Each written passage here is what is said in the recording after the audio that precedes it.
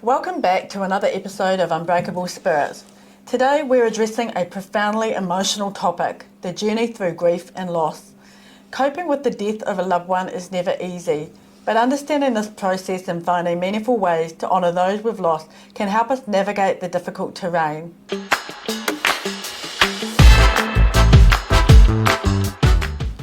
Grief is complex and doesn't follow a straight path. It often comes in waves, and recognising the various stages can make a big difference. Seeking support from friends, family or support groups allows us to process our feelings in a safe space, helping us share memories while acknowledging our pain. I want to discuss the importance of celebrating memories, and Catherine, you do this so well. And some do this through rituals and traditions or even simple acts of kindness. But I love seeing the way, Catherine, that you keep loved ones' memories front and centre. Keeping the spirit of those we've lost alive can bring comfort and a sense of connection, and finding meaning in the midst of loss isn't always easy, but it is a beautiful part of the healing process. It's also crucial to invest time in self-care during your grieving journey. Engaging in practices that support your emotional health can really help you navigate the ups and the downs. Remember, it's okay to grieve in your own way and seek help when you need it.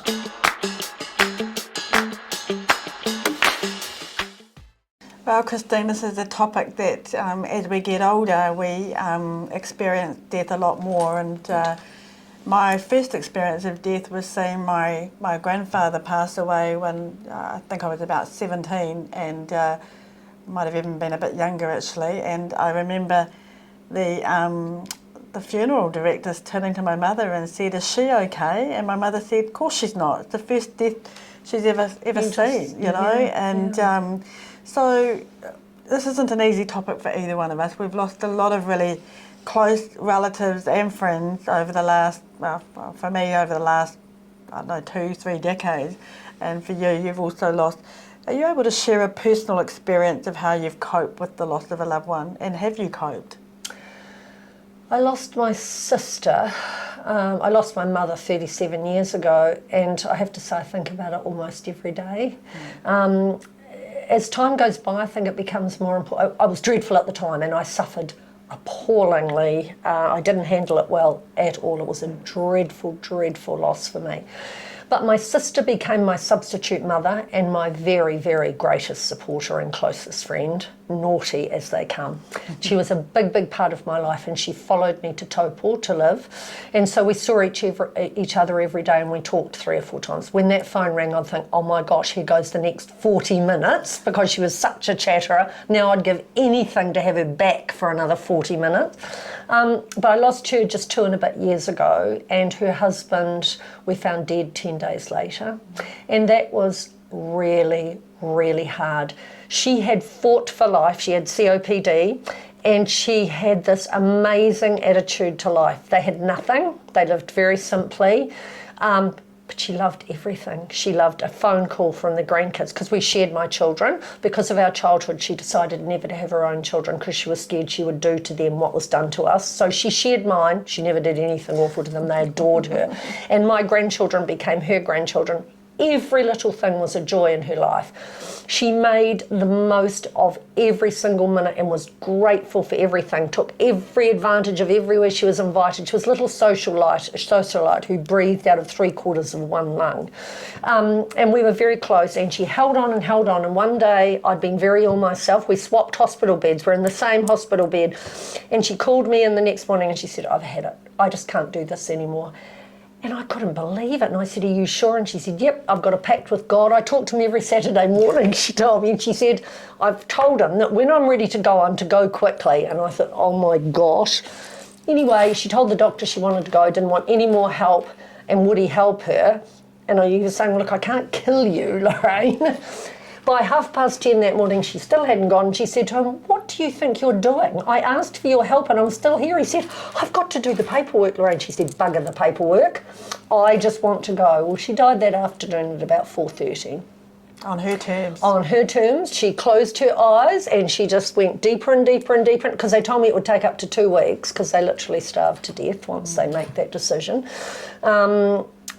And she was gone, and it was so sudden after all that fighting, and I was heartbroken, absolutely heartbroken. And then to find my brother-in-law 10 days later was one terrible shock, because I wasn't expecting it, and he wasn't expecting it. But I miss her more now. 2 years on, I miss her far more, and I sense that you do with your mum. Yeah. You miss them more and more. You think it's going to be worse at the beginning and then it will get better and better. For me, it's been the absolute opposite. I have a little altar on my coffee table at home, and it has a photo of my sister, and I always have a candle burning, not a real one of those other ones, because Kim's scared I'm going to burn the house down, because I have it going all the time. I get flowers from my garden. If I can't get them from the garden, I buy them somewhere. I talk to her all the time. I've got a big photo of her, and I take her into rooms with me. When I'm working at home, I have her sitting right beside me, and I talk to her, and she talks back to me. I don't care if people think I'm mad, she does. And I lost my dog, which sounds odd, but you can lose an animal and it is equally as painful as losing a person. In a way, it's worse, because you can talk to a person who understands back and forth. Your baby dog that you've adored for 15 and a half years, which it was. So now Billy is also on the altar, and he has his collar and his little ashes, and I talk to them every morning. I say good morning, and I miss Billy more than I ever imagined I would, and I still cry about him, and I still cry about my sister, and the journey's been huge. Yeah, it's amazing. You can be feeling okay, and a song. Yep. Oh, songs. Or a smell, or just a moment, and suddenly you're in tears. I mean, I lost my brother tragically before his 31st birthday back in '93, and it was just devastating. I remember getting the news, and I mean, I'd lost my dad just before that as well. And did I lose my dad? No, I lost my dad in '96, so I lost my brother first and I lost my dad. But my dad and I didn't have much of a relationship. He left when I was 4. But it's been interesting, the impact. Like when my brother passed away, him and I were very, very close, and we used to have this thing when I was little about chasing dragonflies, and so dragonflies has always been a big part of my life, because every time I see a dragonfly, it's a symbol of him. Is that what you connect with him? The symbol? Yeah. So it's just the feeling of him being around, and I know that what you're saying. I mean, I do talk to people that have gone, and sometimes I tell them, can they stop watching, because I just feel like I'm being watched. But it's just, a connection of being with them. But I do remember getting the news about my brother. I mean, he was taken rather tragically, and I remember my other brother ringing me, and I thought it was just the sickest joke I'd ever heard. And then when I realised he wasn't joking, I just fell to the floor, and I just couldn't stop. I just in this complete breakdown, and I just needed to be with my mum. And I said to my husband, who wasn't my husband, he was my fiance at the time, I said, I got to be with mum. And we raced over to mum, and mum was actually, she'd been upset, but she was actually okay. That's the resilience that she was putting on, this whole big resilience thing. And that shock too. You do go into shock. Yeah. And you sort of exist in a very strange world for those first few weeks. Yeah, look. Or months. Yeah, and then even going through that, and then watching, so then hearing about my dad, when my dad passed away and I got the call, I was quite confused. I started crying, and I couldn't understand where that emotion came from. And my mother came immediately. My mother had no love for my dad, but she came immediately, and she was there for me, and she was understanding and not judgmental where she'd been judgmental before about him. She was really understanding about the whole grief process. But then, watching my mum go through her demise back in 22, watching her fade before me for 7 weeks, going into the hospital day in, day out. And then shortly after that, my aunt passed away, and then my brother. It's been huge. It's been huge. And I've always I've always had this hate relationship with death. Not a love, but a hate relationship. I've never been accepting of it, and I still struggle with it, to be honest. Who is accepting? Look, people that have extreme faith are still not very accepting of it. I think it's the process that people are scared of. Yeah. I have no fear about dying of what happens. I've got a very strong faith, so I've got no problem at all with what happens. But I don't like the thought of the process. I don't know what the process is going to be like. It's the unknown. It's the unknown, and that's very scary. I mean, some people die very peacefully, and a lot of people do not. And, we don't talk about it in New Zealand. We don't talk about how to cope with it, how to manage it afterwards. And I think this is a subject that when people see us talking about this, some people will choose not to look at it because they don't want to face it. Do people say to me, and that I work for hospice, people say, if I die, and I always say, we are going to die, whether we like it or not, or whether we accept it or not, every single one of us is going to die. And so people just say, if I die, I'll do this, or I hope it's like this. But most people don't think about it in any real way. They're very, very, very afraid of it. Yeah, and it's interesting that you say that, because we should talk about it, because by not talking about it and not leaving our wishes, we're leaving it up to other people who, in their grief in that moment, find it very difficult to make decisions. Yeah, to know what we even would want. Hospices provide a living will, and anyone can have it, and we help you do it. So you fill it and you talk about everything you want, how you want your ceremony, whether you want flowers or not, what music you want, who you want to do the ceremony, who you want to be there and don't want to be there. I've got to say that. Whether you want, because we look after all our patients die at home. We don't have an inpatient situation. And even that, before you die, how you want it to be in your home. Do you want music playing? Do you want candles? I want them everywhere, hundreds of them, Catherine. Just remember that. Make me buy hundreds of them. Head, yes. But I think it's a really good thing to know you're going to, and to plan it is a much better thing than not to, because you're left. Look, even wills, people don't make wills. Do you know what you do to the people who are left behind when you haven't got a will, or you haven't got a will we don't talk about this stuff. There's now something called death doulas. Have you heard of those? No. They have birth doulas too in America and Australia. Death doulas. Doulas. Yeah. And they get to know you when you've had a prognosis or when you're getting older. You meet with these people and they get to know you, and they talk through the whole thing with you over and over again. They're like a counsellor. They can be there for 6 months or 5 years or whatever you want them to be there for. And they plan everything with you. And, there's a lot of options now, like when someone dies, if there's a special mat that you can get, and if you want to be with that person for 24 hours, because some people want to keep you at home and talk to you and, just that last bit of love. Some people send their loved ones to the crematorium now in 5 minutes and don't even have a ceremony. And I don't know how that works with grieving.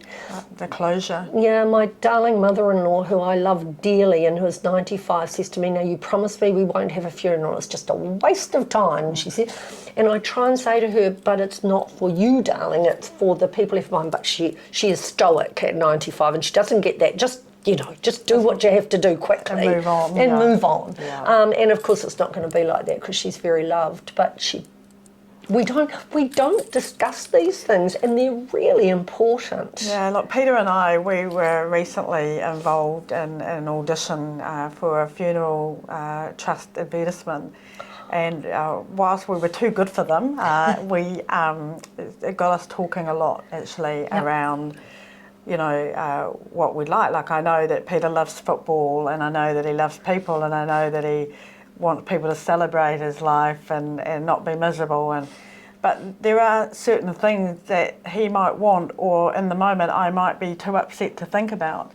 For me personally, I'd like to go quickly, but if Wouldn't everybody? Yeah, but knowing my luck in life, I probably won't. But if I find that it's terminal and I've got time, I'd like to have a living celebration, and that's something that's very big overseas. It is. But not very big here, and I want to be there. I want to be amongst the people. You will be there. Yeah, that one way or another, you will be there. But you remember that I want to be present, not in the casket asleep. But Yes. I want to be present. I want to say what I want to say to people. I want to hear what they have to say to me. And I want that to be the goodbye, that to be the closure, and that to be the memory for them and for me. But that's what I want. I know that, you know, they might still want to have a celebration and go, thank God she's gone afterwards. But the reality is, you know, it's important that you do talk about it, you know. There's two things that we know that are certain in life, death and taxes.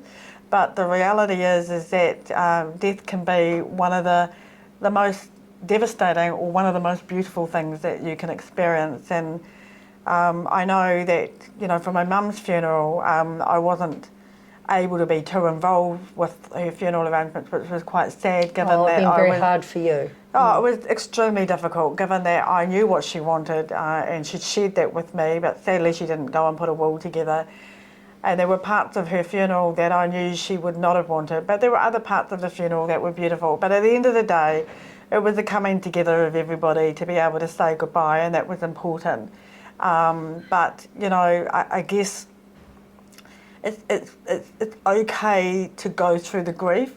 It's okay to know that grief has no beginning or end. And don't block it out. And don't block it The out. most dangerous thing you can do to your body and your mind and your emotions is to block it out. Get on with life, just forget about it. That's the worst thing you can do. Yeah. It will come back to get you again and again and again if you do that. So what do you do, Christine? I mean, I know you talked about how you've got some things in your house to keep the memory alive, but do you do some other things that you... My sister was really big at going to our parents' grave. My mother and father had a love-hate relationship, and I always think my poor mother's ashes are now in with Dad's, and I'm not sure it's what she would have wanted, but I know that they're not actually there, so I comfort myself in that. And my sister, and strangely enough, she used to take my father to the cemetery every week, and while he never bought flowers for my mother in their life, he bought them every week once she died. And he was depressed for 6 years after she died because he desperately wanted her back and was very sorry for what he'd done. And I guess that's part of your life and your development as well. But they used to go to the cemetery. I very rarely go to that cemetery because she's not there to me. She's in my heart and she's in my head. But I have a lot of photos, but I often kiss her on her photograph when I go past, and in my house, and I'll say hello. But my family also talks about my father was, for all his terrible stuff, was also a real character, and so he's talked about all the time. My sister was a super character, so she's talked about a lot. We're always saying, imagine if Auntie Nanny was here, because she was so naughty. And so they're very much living, and they're living in the heads and lives still of my grandchildren, because she was such a big part of them. And my son, both of my sons were very close to my mother and father, had a wonderful relationship with them, the only grandchildren my parents liked, or my father liked. And so we still talk about them a lot. And I think it's, Maori say you die twice, once on the day of your death, and then the last time anyone ever mentions your name. And I always say to my kids, don't stop talking about Nani or Nana, will you? And Granddad, don't ever stop talking about them while you're alive, because that means they're still here. But yeah, mine is, I don't do anything. I think of them, I walk our dog in the cemetery, and I think of them whenever I go there, even though they're not there. They're very much still part of my life. They're in my head. And I'm so grateful looking past for absolutely everything. I saw a thing on television the other day of a woman who had to give up her baby when she was 18. She was Irish, and the nun came and took the baby after she had dressed it on the last day and just walked away with it, and she never saw him again for 40 years. And I thought, my mother and father, for all that went wrong, gave me the ability to keep my son when I was 18. They created that. And there's another thing I'm grateful for. So you do have a lot of those reflections. You do learn and grow and change what you think. I know your relationship with your mum was difficult, but look how you've changed that to it was a beautiful relationship by the time she went. Oh, absolutely. And, you know, I guess for me, if I can give one piece of advice to people that are going to be watching this, is live in the moment. I have the most incredible photos and videos of my mum that will last and continue to lifetime. be, they'll continue to be cherished for generations. That's the one thing I do struggle with the next generation. Like my children especially don't like to have photos and videos done.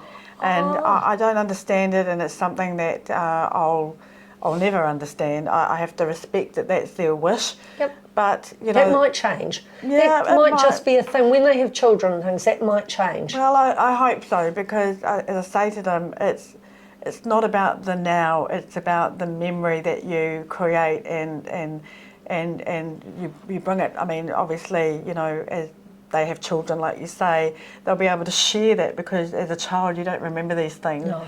But you can then show the person that was there who may not be there anymore. So photographs are really important. Like, I didn't have videos. Sharon wrote a really wonderful song about photographs. So yeah, right, of course, right, yeah. Yes, and they are really precious. And when I was growing up, we didn't have any money, so there were very few photos taken. We've got some, but it wasn't a big thing because there wasn't money to do. Well, to have even had the film made up would have been a real challenge. Yeah. So I don't have a lot of... I do later, and I do of my sister. She was in everything. If she wasn't included in a photo, well, it wouldn't have been a real photo. She had to be there. Yeah, look, I love my photos and my videos that I've got of my Great mum. Comfort. Yeah, Great comfort. And I can hear their voice. Yeah. Especially the videos. Absolutely love it. So look, thank you for sharing again with myself and the viewers this wonderful opportunity of a topic, because it's a privilege to be in grief and to share memories and to have that support. And tell people you love them. You don't know when it's going to be the last time you see them. Yeah. Tell them you appreciate them. Tell them that what they did for you means so much. Tell them they make your life better every day, because one day you're going to wish you had, and you can't. Yeah. So as we wrap up this heartfelt discussion, remember that you are not alone in your grief, and sharing your stories and keeping memories alive is a powerful way to honour those who've left us. Thank you for being part of today's conversation, and until next time, take care of yourself as you navigate this journey of life and love. See you next time.